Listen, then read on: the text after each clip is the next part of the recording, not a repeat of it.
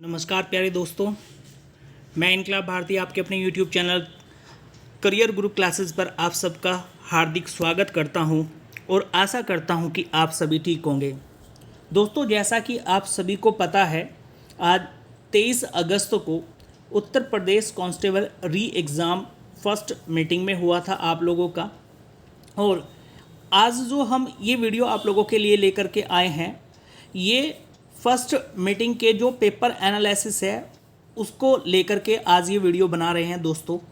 तो यहाँ पर जो है आप लोगों के जो है जीएस के क्वेश्चंस का पहले हम लोग सॉल्यूशन देखेंगे। उसके बाद में जो अदर जो क्वेश्चंस आपके एग्ज़ाम में आए हैं उनका भी सॉल्यूशन हम आगे की वीडियो में देखने वाले हैं। तो चलिए शुरू करते हैं आप लोगों का। सबसे पहले तो दोस्तों बात कर लेते हैं आप लोगों का क्वेश्चन नंबर 113 ये आप लोगों को दिया हुआ है। सबसे पहले हम लोग अगर इस बुकलेट की बात करें तो बुकलेट नंबर क्या है आप लोगों का यहाँ पर, ये इसके बारे में, ताकि जो है आपको मिलाने में आसानी रहे। ये पेपर आज का है, इसका जो नंबर है वो दिया हुआ है आप लोगों को GWZ24। और तो यहाँ पर जो है आप लोगों का इस बुकलेट का हम सॉल्यूशन आप लोगों को देने वाले हैं। तो वीडियो में लास्ट तक बने रहिएगा। वीडियो बहुत इंपॉर्टेंट है सभी बच्चों के लिए जिनका आज एग्ज़ाम था। और अगर वीडियो आप लोगों को अच्छा लगे तो वीडियो को लाइक करना मत भूलिएगा। सबसे पहला क्वेश्चन नंबर 113 देखते हैं। द स्कारलेट लेटर किसने लिखी है, यहाँ पर दिया हुआ है। तो दोस्तों इसका जो सही आंसर है वो है नथानिएल हॉथर्न। ये इसका सही आंसर है, यानी कि ऑप्शन डी जो है यहाँ पर ये आपका सही आंसर होगा। उसके बाद में नेक्स्ट जो क्वेश्चन है 114, उपयोगकर्ताओं के बीच लगातार संचार को प्रोत्साहित करने के लिए किस सोशल मीडिया प्लेटफॉर्म ने स्ट्रिक्स नामक प्लेटफॉर्म में स्ट्रिक्स नामक सुविधा है। तो मैं आप लोगों को बता देना चाहूँगा दोस्तों, इसका जो ऑप्शन है वो ऑप्शन ए है, यानी कि स्नैपचैट में ये स्ट्रिक्स नामक सुविधा आप लोगों को देखने को मिलती है। उसके बाद में क्वेश्चन नंबर 115 यहाँ पर दिया हुआ है, पल्लव राजवंश की राजधानी कहाँ थी। तो दोस्तों इसका सही आंसर जो होगा वो होगा कांचीपुरम, यानी कि कांचीपुरम में पल्लवों की राजधानी हुआ करती थी। नेक्स्ट जो क्वेश्चन है आप लोगों का 116 नंबर पर, यह है वित्तीय स्थिरता बोर्ड FSB क्या करता है। तो यहाँ पर जो है आप लोगों का इसका जो सही आंसर होगा वो है यह वित्तीय स्थिरता सुनिश्चित करता है, यानी कि ऑप्शन नंबर डी जो है इसका सही आंसर होगा। आप अपनी बुकलेट से जो है जो भी ऑप्शन आपने लगाया है उसको मैच करते हुए चलिएगा दोस्तों। नेक्स्ट है आप लोगों का क्वेश्चन नंबर 117, GST के ब्रांड एम्बेसडर के रूप में कौन चुना गया था। तो दोस्तों इसका भी सही आंसर डी है, यानी कि अमिताभ बच्चन को GST ब्रांड एम्बेसडर के रूप में चुना गया था। नेक्स्ट जो क्वेश्चन 118, निम्नलिखित में से कौन सी रेखा फ्रांस और जर्मनी के बीच की सीमा है। तो मैं आप लोगों को बता देना चाहूँगा इसका जो सही आंसर होगा दोस्तों वो होगा आंसर सी, सिगफ्रीड लाइन जो है वो आपकी फ्रांस और जर्मनी के बीच की सीमा है। अगला जो क्वेश्चन है आप लोगों का वो है, विदेश व्यापार महानिदेशालय DGFT किस मंत्रालय के अंतर्गत आता है। तो इसका जो आंसर होगा सही दोस्तों वो होगा आपका वाणिज्य और उद्योग मंत्रालय। वाणिज्य और उद्योग मंत्रालय के अंतर्गत आप लोगों का ये विदेश व्यापार महानिदेशालय आता है। नेक्स्ट जो क्वेश्चन है आप लोगों का वो दिया हुआ है 120 नंबर पर, परमाणु ऊर्जा के उत्पादन के लिए कौन सा तत्व आवश्यक है। तो दोस्तों इसका सही आंसर होगा यूरेनियम। यूरेनियम जो है परमाणु ऊर्जा के उत्पादन के लिए आवश्यक होता है। 121 क्वेश्चन नंबर 121, नोएडा उत्तर प्रदेश के किस जिले के अंतर्गत आता है। तो जो है आपका नोएडा गौतम बुद्ध नगर GTB नगर के अंतर्गत, आप लोगों का गौतम बुद्ध नगर के अंतर्गत ये आप लोगों का आता है। ठीक है। अगला जो क्वेश्चन है आप लोगों का वो है, विश्व डाक दिवस कब मनाया जाता है। तो दोस्तों इसका जो सही आंसर होगा वो होगा ऑप्शन डी, यानी कि 9 अक्टूबर को विश्व डाक दिवस मनाया जाता है। क्वेश्चन नंबर 123 है, जून 2024 तक संघ गृह मंत्रालय का प्रमुख कौन है? तो मैं आप लोगों को बता देना चाहूँगा इसका आंसर होगा सही, वो होगा डी, यानी कि अमित शाह जो है वो आपके संघ गृह मंत्रालय के प्रमुख हैं। ठीक है, अगला जो क्वेश्चन है दोस्तों वो दिया है आपको, इंडियन नेशनल कांग्रेस की स्थापना किस वर्ष हुई थी? तो आप सभी को पता होगा इंडियन नेशनल कांग्रेस की स्थापना 1885 में हुई थी।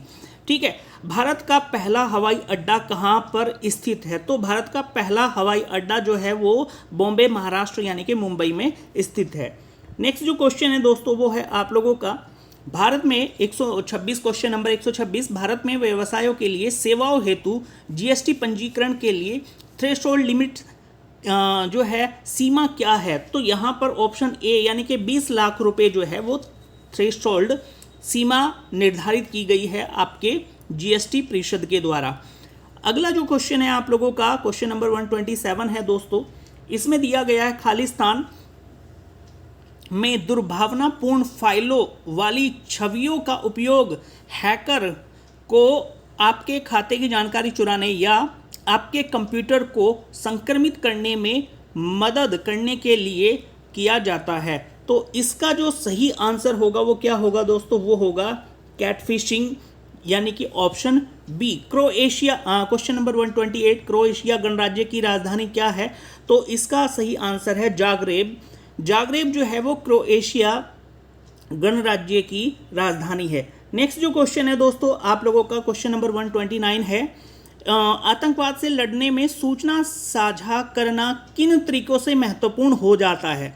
देखिए यहाँ पर अगर हम लोग बात करें इस क्वेश्चन के आंसर की, तो ऑप्शन ए दे रखा है, यह आतंकवादी संगठनों को सुरक्षा एजेंसियों द्वारा हमलों को अधिक प्रभावी ढंग से समन्वित करने में सहायता करता है। तो ये ऑप्शन तो आपका कहीं से कहीं तक भी नहीं हो सकता है। जो ये ऑप्शन है आप लोगों का, माफ कीजिएगा, ऑप्शन जो ए है वो कहीं से कहीं तक भी नहीं हो सकता है। यह अन्य देशों के साथ संबंधों में सुधार करता है। देखिए आतंकवाद से लड़ने के लिए सूचना साझा करना किन तरीकों से महत्वपूर्ण हो जाता है? तो मैं आपको बता दूं, यह अन्य देशों से संबंधों को सुधार करने में तो सहायता जो है आप लोगों की करता ही है, लेकिन ये इतना महत्वपूर्ण नहीं लगता है। जबकि क्वेश्चन ऑप्शन नंबर सी जो है आप लोगों का, यह अधिकारियों को संभावित खतरों को अधिक तेजी से पहचानने में सहायता करता है। तो इस क्वेश्चन को लेकर के मैं थोड़ा कंफ्यूज हूँ, लेकिन जो अगर मैं सही आंसर लगाता तो मैं ऑप्शन सी लगाता दोस्तों। और जहाँ तक मेरा मानना है, जब आंसर की आएगी तो इसका जो आंसर होगा वो सी ऑप्शन ही सही आंसर होगा। क्वेश्चन नंबर 130 में देख लेते हैं, भारत के किस पड़ोसी देश को थंडर ड्रैगन की भूमि के नाम से जाना जाता है? तो इसका सही आंसर होगा ऑप्शन बी यानी कि भूटान। भूटान को थंडर ड्रैगन की भूमि के नाम से जाना जाता है। नेक्स्ट दोस्तों आप लोगों का, निम्नलिखित में से कौन सा सोशल मीडिया प्लेटफॉर्म नहीं है? तो यहाँ पर ऑप्शन नंबर बी यानी कि गूगल जो है वो सोशल मीडिया प्लेटफॉर्म नहीं है। इंस्टाग्राम भी आप लोगों का सोशल मीडिया प्लेटफॉर्म है, ट्विटर भी और फेसबुक भी। निम्नलिखित में से किस प्रकार का प्रदूषण संवर्ध त्वरित यूट्रोफिकेशन है? यानी कि कौन सा प्रदूषण जो है यूट्रोफिकेशन करता है? यूट्रोफिकेशन का मतलब ये हो जाता है कि जो जल होता है उसमें शैवालों की वृद्धि हो जाती है, यानी कि शैवाल अत्यधिक मात्रा में बढ़ जाते हैं। तो इसका आंसर होगा सही, वो होगा जल प्रदूषण। ठीक है, क्वेश्चन नंबर 133 है 133, 1946 के विमुद्रीकरण के दौरान आरबीआई के गवर्नर कौन थे? तो दोस्तों आप लोगों को पता है उर्जित पटेल उस समय में नहीं थे, शक्तिकांत दास अभी हैं, ठीक है, डी सुब्बा राव उस समय में नहीं थे। तो सही आंसर क्या होगा? चिंतामणि द्वारकानाथ देशमुख, ये आप लोगों के उस समय के आरबीआई के गवर्नर थे। ठीक है, इसके बाद में भारतीय संविधान का कौन सा भाग राज्य के नीति निदेशक सिद्धांतों से संबंधित है? तो ऑप्शन ए यानी कि भाग 4 जो है वो आप लोगों का राज्य के नीति निर्देशक तत्वों से संबंधित है, जबकि भाग 3 जो है वो आप लोगों का मूल अधिकार से संबंधित है। पुस्तक ए लाइफ मिस पेंट किसके द्वारा लिखी गई है? तो इसका सही आंसर है ऑप्शन बी सूर्यकांत त्रिपाठी निराला के द्वारा लिखी गई है। आसमान के नीलेपन का मुख्य कारण है? तो आसमान के नीले, देखिए आप लोगों का ये जो 2 ऑप्शन है लास्ट के, ये तो आप हटा ही दीजिए, ठीक है ना। यहाँ पर श्वेत प्रकाश का प्रकीर्णन, भाई श्वेत प्रकाश का प्रकीर्णन तो होता ही है ऑब्वियसली, ठीक है ना। प्रकाश का प्रकीर्णन के द्वारा ही आसमान का नीला रंग दिखाई देता है, लेकिन प्रकीर्णन हो किनके कारण रहा है, तो इसका सही आंसर होगा दोस्तों, वो होगा आप लोगों का ऑप्शन ए, वायु के अणुओं द्वारा सूर्य के प्रकाश का प्रकीर्णन, यानी कि ऑप्शन ए जो है वो इसका सही आंसर होगा, ठीक है। इसके बाद में रमन सुब्बा राव, जिनका हाल ही में निधन हो गया, वो किस खेल से संबंधित थे, तो ऑप्शन ए क्रिकेट से संबंधित थे रमन सुब्बा राव। भारतीय प्रायद्वीपीय भारत की सबसे लंबी नदी का नाम बताइए, तो गोदावरी जो है वो प्रायद्वीपीय भारत की सबसे लंबी नदी है। इसके बाद में अगला क्वेश्चन आप लोगों को 139 दिया हुआ है, 139, NHRC का पूर्ण रूप क्या है, तो इसका सही आंसर है दोस्तों नेशनल ह्यूमन राइट्स कमीशन, यानी कि सी ऑप्शन जो है वो सही आंसर होगा आपका, ठीक है। वर्ष 1985 को कौन सा अंतर्राष्ट्रीय वर्ष घोषित किया गया था, तो इसका ऑप्शन बी सही आंसर है, यानी कि महिला जो है आप लोगों को वर्ष 1985 को महिला अंतर्राष्ट्रीय वर्ष घोषित किया गया था, ठीक है।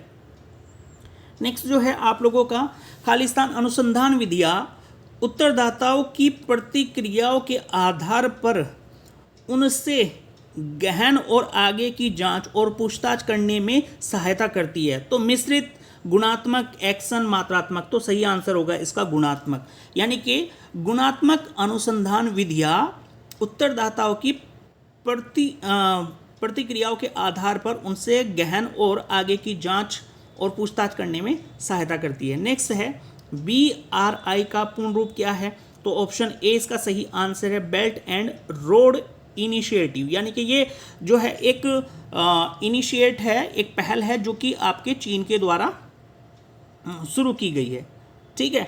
इसके बाद में नेक्स्ट जो आप लोगों का है वो क्या है भाई, क्वेश्चन नंबर 143 है, और क्वेश्चन नंबर 143 के देखते हैं, खालिस्तान विशिष्ट व्यक्तियों को उस संगठन की सुरक्षा को खतरे में डालने की कोशिश करता है जिसके लिए वे काम करते हैं, यानी कि इनमें से ये क्या है, ये कुछ स्पैम्स हैं, या इन्हें कह सकते हैं हम लोग कंप्यूटर से रिलेटेड आप लोगों का वायरस वगैरह भी कह सकते हैं, ठीक है। तो इसमें क्या है दोस्तों आप लोगों का 143 का जो सही आंसर होगा वो होगा आप लोगों का क्या, स्फीयर फिशिंग, यानी कि बी ऑप्शन जो है इसका सही आंसर होगा। क्वेश्चन नंबर 144, पहली बार राष्ट्रीय कृषि नीति कब घोषित की गई थी, तो आंसर होगा इसका जुलाई 2000 में आप लोगों की पहली बार जो राष्ट्रीय कृषि नीति है वो घोषित की गई थी। इसके बाद में नेक्स्ट क्वेश्चन देख लेते हैं, वर्ष खालिस्तान में अंतर्राष्ट्रीय मानवाधिकार कानून के प्रवर्तन के लिए संयुक्त राष्ट्र मानवाधिकार आयोग को संयुक्त राष्ट्र मानवाधिकार परिषद द्वारा स्थापित किया गया था, तो सही आंसर ऑप्शन ए है दोस्तों।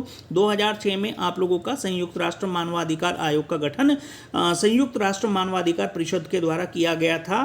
क्वेश्चन नंबर 146 है, अफ्रीका के आर पार दौड़ लगाने वाले पहले व्यक्ति का नाम बताइए, तो इसका आंसर होगा दोस्तों आप लोगों का रस कुक, यानी कि डी ऑप्शन आपका सही आंसर होगा। नेक्स्ट जो है आप लोगों का वो है, भारतीय कृषि अनुसंधान संस्थान ने भारत में संरक्षित बासमती किस्मों की खेती के लिए किस देश के खिलाफ कानूनी कार्रवाई की मांग की है, तो इसका जो सही आंसर है वो है ऑप्शन डी, पाकिस्तान के खिलाफ जो है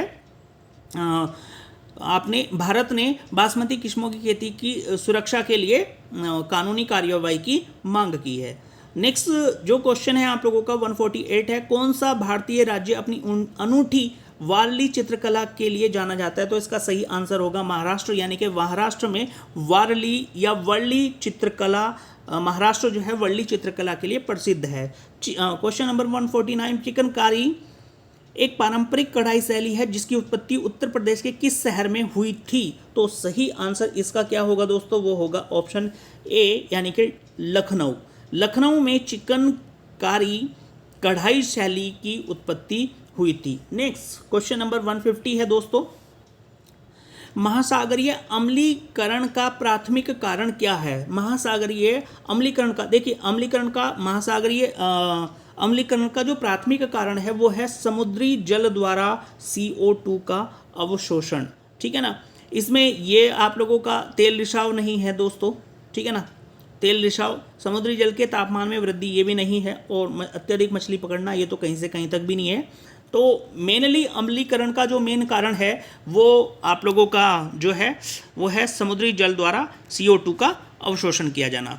तो दोस्तों आज की इस वीडियो में इतना ही। आप लोगों का, आई होप आप लोगों को वीडियो पसंद आया होगा। वीडियो को लाइक ज़रूर कर दीजिएगा और बाकी का सॉल्यूशन जो है हम अगली वीडियो में लेकर के आप लोगों के लिए आते हैं। धन्यवाद।